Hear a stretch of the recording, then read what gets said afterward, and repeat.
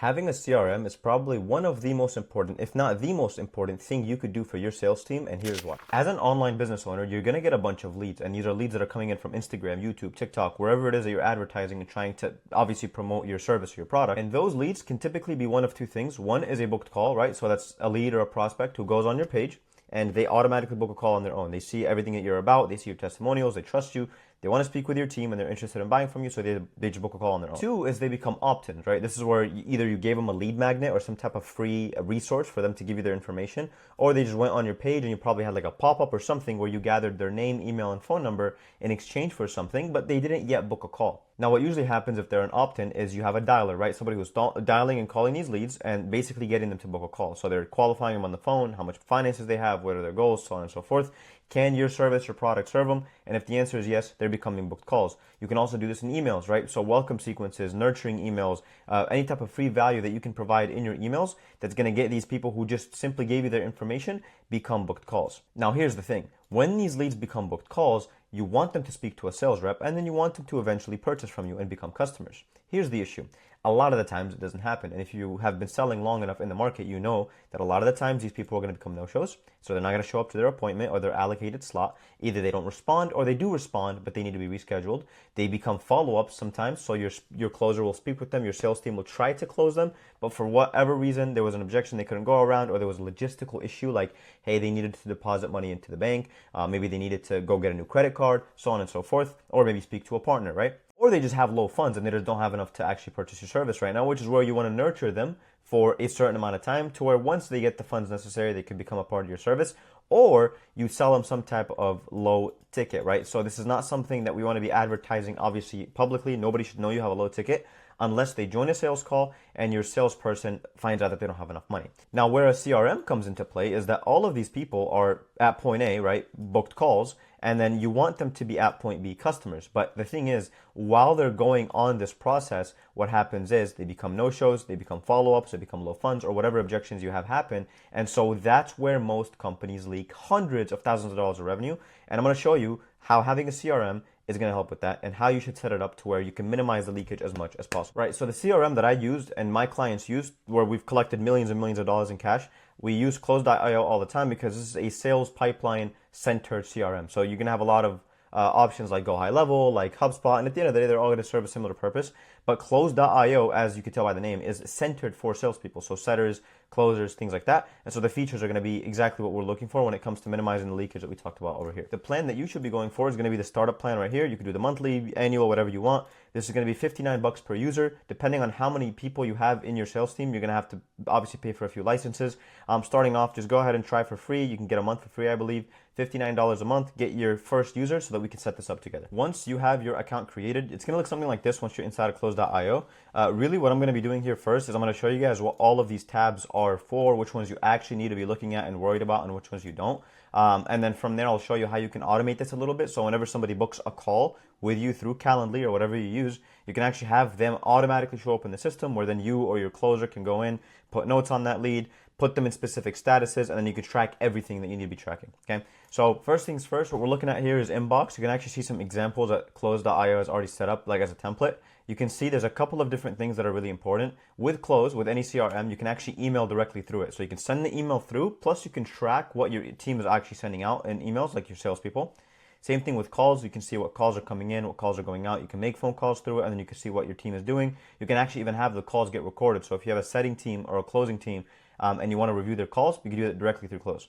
SMS, you can send out SMS messages. You can have templates, so you don't have to type messages out every single time. And then lastly, you have tasks. So with tasks, these are tasks that you set for yourself, or you can set for other people. So you can set these tasks for your teammates or your team members, and they can basically tell them to do something based off of where the lead is in the buying process. For example, if you have somebody who's a no-show, you can set up a workflow where Close.io automatically makes it so your salespeople see a task in their pipeline, in their inbox, that tells them, hey, follow up with the no-show from yesterday. You don't have to lift a finger if you set this up properly to where it can trigger on its own. So that's the inbox. This is where you should be looking every single day. Now, if you look right here in opportunities, this is where you're going to be spending a lot of your time, and your salespeople are going to be spending a lot of their time. These are the default statuses that we have, but we're actually going to be editing these in a second and creating the ones that we think are most relevant for a sales process. Basically things like, which people are call booked, which people are in the status of a no-show, which people are in the status of a follow-up, and so on and so forth. And then they can all be organized here, and you can filter them based on a lot of things. You can filter them based off when they were closed, when they were created, when they were, or actually how much their annualized value is, so on and so forth. You have another view here, which is going to be your leads. And as you can see, close shows you a lot of stuff. You could read that up if you want, but leads just literally shows every single lead you have inside of your system, no matter what the pipeline or the status is. And then you can filter these out as well through sorting and filters and things like that. And then you can create what are called smart views, which are actually these right here. So you can have, for example, a view that specifically only shows people who have never been dialed, right? And you could call that leads to call, for example. And so these are leads that are in my system, but we've never dialed them before. Not me, not my teammates, so on and so forth. You can literally customize this however you want. And I'm going to show you guys how we're going to do that in a second. Contacts, don't worry about that too much. Workflows is very important. So this is where we're going to be able to set up some type of automation. So when somebody gets placed in a no-show status, we can actually have them get automatic emails, automatic SMSs, automatic tasks created for my salespeople to follow up with that lead, and a lot of other different things as well. So here's a list of statuses that I want you guys to have within your system to be basically, each one of these is going to be a pipeline, okay? So we're going to have a type of lead that is a no-show, so anybody who doesn't show up to their appointment. We're going to have a type of lead that's offer, give, and follow-up, so anybody who speaks with your team member and then they get pitched but they don't buy. We're going to have another one which is a 1-yard line follow-up, so this is somebody who's super close to buying. If you take the calls or your salespeople take the calls for you, you'll know which ones these are. These are people that are very close to purchasing. Then we're going to have one, which are obviously closed deals. We're going to have another pipeline of lost people, so people who we pitched, but they're not follow-ups. They're people that we are sure are not going to buy, or they straight up tell us we're not interested. Then we're going to have low funds, which is a basically person who you could pitch the low ticket to. And then we have one status for disqualified, or people who are a bad fit that you don't want to work with regardless of what they think. So what I'm going to do is I'm going to go over here to statuses and pipelines. So go to settings, go to statuses and pipelines. This is where we're going to go ahead and edit the actual lead statuses and the opportunity statuses inside of the system. All I'm going to go ahead and do over the next few seconds, I'll actually just time lapse it for you guys, is I'm going to go in here and I'm going to edit each and every single one of these statuses until I have exactly what is in this list, but over here on close for both of these tables, okay? All right, so now as you guys can see, I just basically edited these and added one, which is going to be called opt-in. So this is anybody who, as we spoke earlier, that basically gives you their information, but has not quite become a booked call yet. And so this is what it should look like after you have everything added and everything set. So one more that we're going to add also is going to be call booked. Go ahead and add these and move them all the way to the top. And this is going to be the first status that somebody enters when they book a call. So you'll know which ones are about to be taken by your salespeople, and then you'll know that if they're left in that status, your salespeople didn't change the status of that lead. Now, if we go over to opportunities on the left, you can actually see every single status we created has its own basically pipeline that we can stack the leads inside of. So let's just say I had 3 booked calls today and I'm a salesperson. While I'm actually going through at the end of the day my reports or whatever I do, I'm just going to go into these leads, and every single time I change the status of somebody right here in opportunities from call booked, let's say, to no show, you're going to notice that they're actually moved into the no-show pipeline, right? So this is going to happen to everybody that we edit, and you can actually just drag and drop them anyways, so you don't have to actually go into the profile to change it, but you're going to want to go into each profile, and I'll show you why in a second. Now, the next thing I wanted to show you guys is, let's just say you had a lead, right? This is a blank lead that I just created as a test. You have 2 different types of things that you're going to have to switch when you're basically categorizing these leads into statuses. One is going to be the lead status, okay? So the entire lead as a person, this can be how you categorize it. Then you have the actual opportunity. So what opportunity do we have with that person at this given moment? They also have statuses. So typically when you switch something down here, you're switching it up there. The reason why there's 2 is because sometimes you can have automations trigger on one but not the other. There's a lot of different ways you could use it, but the way I do it is you just have the one at the top and the one at the bottom be switched simultaneously so that you don't have anything basically be double booked or whatever. Now let's just say this lead specifically is going to be a call booked lead.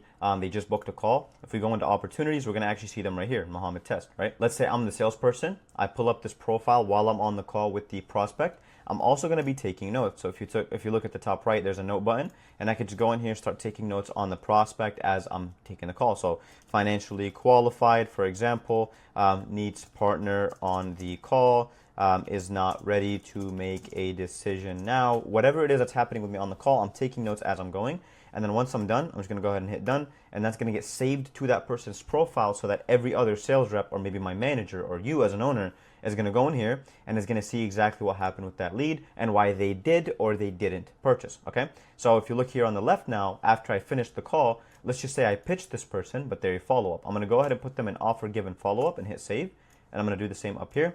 Once we're done with that, you're going to see here in the middle of your pipeline, you have an offer given follow-up status where Mohammed Test is in now. If I click it up, I'll see exactly why he's in that status. And so I'll now over time have a big pipeline of 100, 200, 300 leads that I know are pitched, but they haven't purchased yet. So I can go and do custom email batches for those people specifically with promos. I can retarget them with some type of advertisement or with phone calls or with dials or whatever. The opportunities are endless. So that's how you use the status, and you're going to be switching these depending on how the call goes, right? So no show is anybody who doesn't show up. One, lost. Low funds, disqualified is all pretty straightforward. And then you can have contingencies as to like what's going to happen once somebody gets put in the specific status that we're looking at. And that's what I'm going to show you guys next. So I'm not going to go too much into detail as to what we do as a company for all of our teams, basically when we have leads get put in different pipelines. So I'm just going to kind of skim you guys over it. I'm going to have another video that goes into this in big detail. But for example, right, again, we have calls come in as a booked meeting, right? Those are people that just they scheduled their meeting, they haven't yet spoken to a salesperson. Once a salesperson speaks to that specific lead or basically touches point with them, or maybe not because they're a no-show, they basically get thrown into one of these 1, 2, 3, 4, 5, 6, 7 pipelines. First one being a no-show, right? When somebody gets put in a no-show, we've got an automation that automatically creates a task, as you can see right here, for that closer who was assigned to them to basically double dial them the next day and iMessage follow-up. Now, if they respond, we just take them out of that workflow in the automation. But if they don't respond, they just keep going through the workflow in the sequence, where on day 3, which is the next day, they get an automated email and SMS, getting them to get basically rebooked. Same exact thing happens again. If in 4 days they don't rebook, on day 7, they get another automated email and SMS. Same thing with day 14, day 30, and then we go ahead and put them in what we call the long-term nurture pipeline. And literally all that is the same way we had all of these statuses right here. You basically would have a extra status, and that extra status would say long-term nurture pipeline, and that's everybody who is no longer a follow-up, who you just think you want to add to a big mailing list, or you want to just nurture them over time for potentially having them get re-engaged and retargeted. Now, if we look at offer given follow-up, once somebody gets placed in that status, we instantly create 6 tasks for the closer. One task that's due the day after, which is day 2. Another task that's due on day 3, day 7, 10, 14, 30. And each one of these tasks is basically going to be a follow-up point in time where like the closer is going to be reaching out saying, hey, just want to touch base with you. They're going to be looking at each profile's notes, right? So if I'm looking over here and I go to Mohammed Test and I see, okay, this was a person that needed their partner on the call. They're in the offer given follow-up sequence. I'm going to have a task right here on day 7 and 14 and 10 and so on and so forth. And I'm going to reach out to them with a personalized message. Hey, I know you needed your partner on the call. How are we looking now? What does it look like now for you to move forward? What do you need? What are you missing? And we're sending them a lot of guides, free value, and basically doing what it takes to get them to purchase. Then on day 30, the closer is deciding if they should keep getting followed up with in that manner, or if they just get thrown into long-term nurture pipeline if they're not cooperative or they're not responding, so on and so forth. The next thing we're going to have is the 1 yard line follow-up status. This one's not going to have any automations because, again, these are people that are extremely close to buying. So it's your closer's job, or you, if you take your own sales calls, to make sure that these are people that you have in that pipeline. And what I like to do is I actually like to have that pipeline all the way in the front. So the way you would do that is you would go to status and pipelines again, and I just move the 1 yard line status all the way up, right? Maybe even before call booked, so that every morning when we're waking up and we're looking at opportunities, let's just say I had a lead in 1 yard line follow-up, or I had 4 or 6 or 10, these are the first names I'm seeing in the day. And so all I'm doing is checking in with them, seeing what they need to move forward, making sure that they're extremely engaged so that I don't lose the deal, and we're going from there. Another status is 1, right? Anybody who purchases, what we do is we get them into a 1 workflow or scenario. We actually have this automated with make.com, which I'm going to talk to you guys about in a second. But if you look right here,